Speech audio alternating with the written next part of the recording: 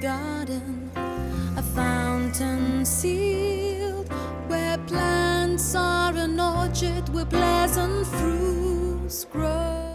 We have Pastor Abbygale Engelbrecht, who's helped us organize this event. Joie de Vivre Events Management Company is well worth looking at and booking for your next event. I'm giving her an ad. I'm making her blush. She does great jobs for different companies, venues, and special events that you have. So please book her. We'll flash one of your business cards. Yes. Okay. But we appreciate your work also in the church, and you've mobilized a lot of people here today.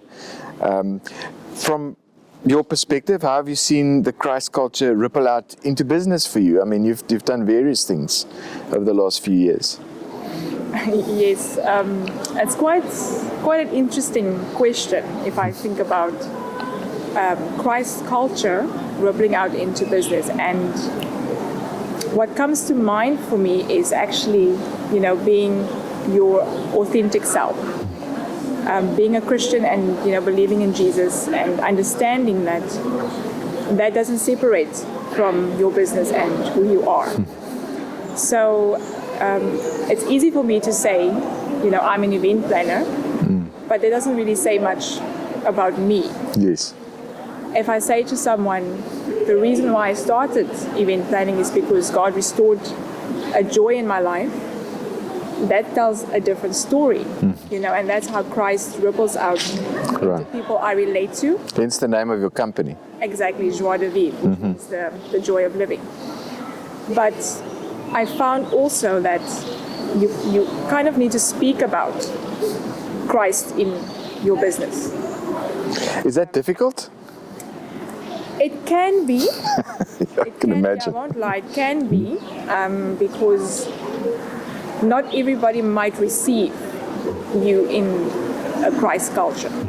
But then you have to then understand that ultimately God opens the right doors, and ultimately He connects you to the right people.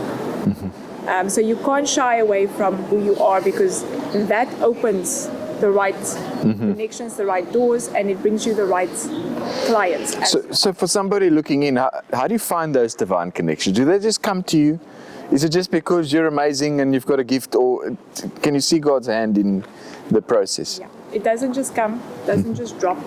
Hi, they don't come knocking at your door. From personal experience, I started connecting with people and I started building relationships the minute I started to talk about my business. So I sort of lacked the confidence, and then I had a business shower, which was one of the ways I could speak about my business and sort of get it out there. But at the business shower, there was people there that I connected to. I do cycling events as well, so when I just talk to people, you take a sincere interest. You do, okay, the principle's there. And then it comes up, and then you talk, and then somehow you talking about what you do sort of ripples out, because then that person would be like, but I know someone that I spoke with, connect with her. Oh, I know this person, I know that person, because you opened up, you spoke about it, you had the confidence. And the one ripples to the next. Yes, I see, okay. And I'm also involved with networking, which is a great opportunity to speak. And when you network and you speak, I think the speaking about it is key, because faith comes by hearing.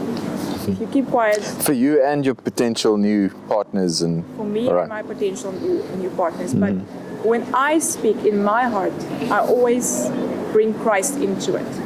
Because I can't leave Him out. Right, okay. I will just say, because, Jesus brought the joy, or God opened the door. I always give Him the glory. Yes. And that's how I bring Christ in. And when it comes to difficulty, someone once, I was discussing some ideas with someone, and they said, perhaps don't bring God into it so much. And I was shocked. And I've been meditating on it for a while now, and I just said, that's not going to happen. I can't not, because ultimately God opens the doors, and He also closes the door. Right, yeah. So that's part of the package with you? It's part of the package, and then people know what they get. They know what they're getting. Know what they get. But I find also, if I am myself and I bring Christ into it, and I have a client that might be going through something, and I'm having a business discussion, I'm not just going to have a business discussion. I'm going to say, can I pray for you? Yeah. And then that There's the compassion, yeah. Yes. But there's a respect for other faiths at the same time. Absolutely. You know, you do work with everybody.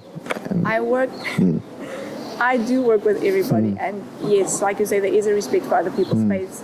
And you know, if someone comes to me and say they don't eat a certain thing, I'm going to make sure you don't eat what you don't want to eat, and that's you, and I'm going to treat you and respect you. That's it. That's the least you can ask. Absolutely. And I think Christianity in the past has been guilty of judging other people in other religions, other faiths. I think if you look through the history of Christendom, it hasn't always reflected Jesus' compassion and love for other people that are not like you.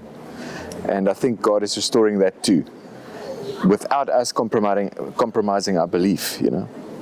Let's see how the Lord does that. Absolutely. Okay. I fully agree. Thank you for your time and your insight. We really appreciate your experiences, and we look forward to your book that you're going to write one day as well. Eh? Yes, it's coming. It's on the first page. I'll say that much, but where the other pages are coming from, Yeah. who knows? Working title for the book could be? You're teaching me off guard. I know. I'm just having some fun. But I do believe it's going to come. And yeah, it'll be a great read, and it'll be inspirational for other business owners as well. So we wish you well. Thank you, Pastor RJ. Appreciate it. Thank you, Pastor Abbygale. Smell the spices dancing in the air. Let your wind blow over my garden. Smell the spices dancing in the air. Let your wind blow over my garden.